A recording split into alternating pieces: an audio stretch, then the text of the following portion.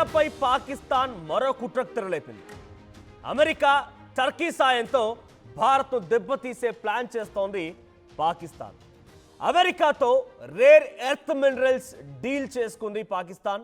అంటే చాలా అరుదుగా దొరికేటువంటి మినరల్స్తో పాకిస్తాన్ అమెరికాతో డీల్ చేసుకుంది.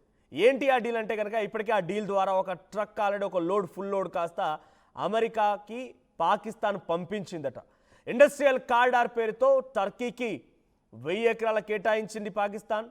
ఆ తర్వాత అమెరికాకి పస్నే అనేటువంటి ఒక పోర్ట్ను కూడా అప్పగించేసింది.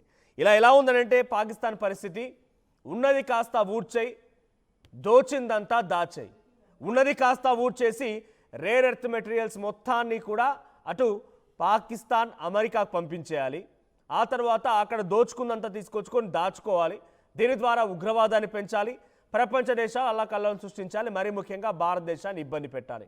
చూడండి, అమెరికాలో ఇప్పుడున్నటువంటి సిచ్యువేషన్లో పాకిస్తాన్ సహాయం ఏం అవసరం లేదు, కానీ పాకిస్తాన్కి సహాయం చేయాలి కాబట్టి అమెరికా ఏదో రకమైన ఒప్పందం కుదుర్చుకుంది.